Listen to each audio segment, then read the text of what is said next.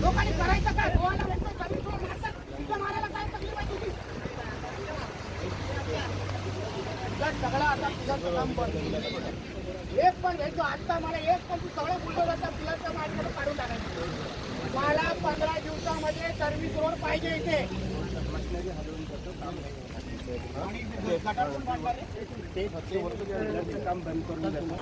महाराष्ट्रामध्ये एखादं प्रकरण गाजलं की त्याचे पडसाद मुंबईपर्यंत थांबत नाही तर दिल्ली सुद्धा हादरून सोडत असते.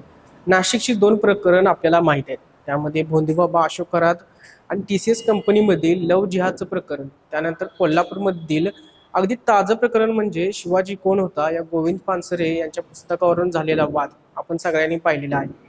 ही प्रकरणे सुरू असतानाच आता एक जुनं प्रकरण ताजं झालं आहे, ते म्हणजे नितेश राणे यांचं. काय आहे नेमकं हे प्रकरण समजून घेऊया आजच्या व्हिडिओत. नमस्कार, मी साजिद, आपण पाहताय तरुण भारत कोल्हापूर.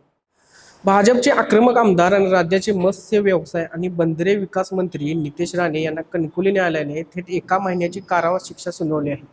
हे प्रकरण 2019 मधलं आहे, जेव्हा एका सरकारी इंजिनियरवर चिखलफेक करण्यात आली. केवळ तुरुंगवासच नाही तर न्यायालयाने त्यांना 1 लाख रुपयांचा दंडही ठोठावला. तारीख होती 4 जुलै 2019. ठिकाण होतं कणकवली जवळील गड नदीचा पूल. त्यावेळी मुंबई गोवा राष्ट्रीय महामार्गाच्या कामाची दुरावस्था झाली होती. पावसामुळे रस्त्यावर प्रचंड चिखल आणि खड्डे पडले होते, ज्यामुळे स्थानिक नागरिक आणि प्रवाशांना मोठा त्रास सहन करावा लागतो होता.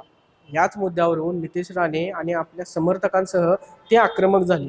त्यावेळी ते काँग्रेसकडून कणकवली विधानसभा मतदारसंघाचे आमदार होते. त्यांनी मुंबई गोवा महामार्गाची पाहणी केली. त्यावेळी कणकवली शहरातील रस्त्याची अवस्था फार बिकट होती.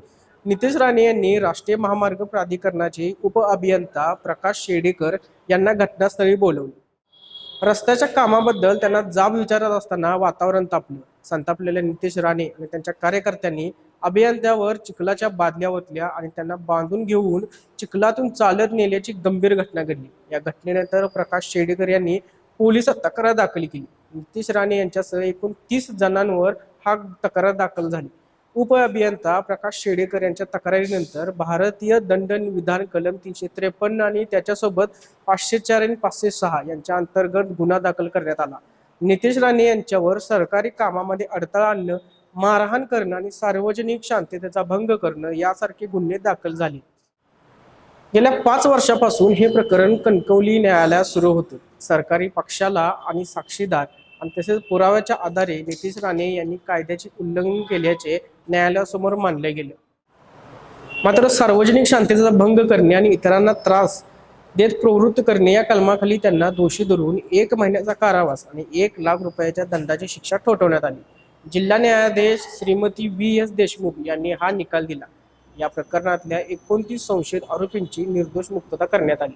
निकृष्ट दर्जाच्या रस्त्यामुळे होत असलेल्या नागरिकांच्या गैरसोयीविरोधात आवाज उठवणे हा नितेश राणे यांचा हेतू असला तरी सरकारी अधिकाऱ्यांचा या प्रकारे जाहीर अवमान करण्याचा त्यांना अधिकार नाही. असे प्रकार सतत घडत राहिले तर सरकारी अधिकारी त्यांचे कर्तव्य प्रतिष्ठेने पार पाडू शकणार नाहीत. राणे यांची ही कृती म्हणजे सत्तेचा गैरवापर ठरतो, अशा शब्दात न्यायालयाने याला नापसंती दिली.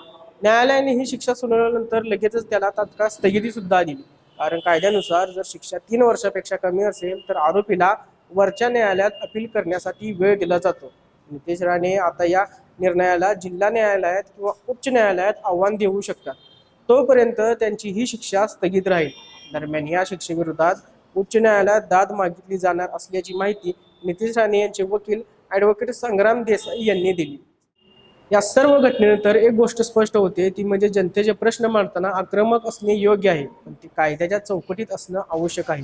सरकारी कर्मचाऱ्याला अमान्य वागणूक देणं कोणत्याही लोकप्रतिनिधीला महागात पडू शकतं, हेच या निकालावरून अधोरेखित होतं. त्याचबरोबर या प्रकरणानंतर लोकप्रतिनिधींनी कायदा हातात घेणं कितपत योग्य आहे आणि नितेश राणे यांनी सरकारी अधिकाऱ्यांचा केलेला अपमान कितपत योग्य आहे याबद्दलची मतं आम्हाला कमेंटमध्ये नक्की सांगा. अशाच नवीन आणि ट्रेंडिंग व्हिडिओसाठी तरुण भारतच्या यूट्यूब, इंस्टाग्राम, फेसबुकला फॉलो करायला विसरू नका.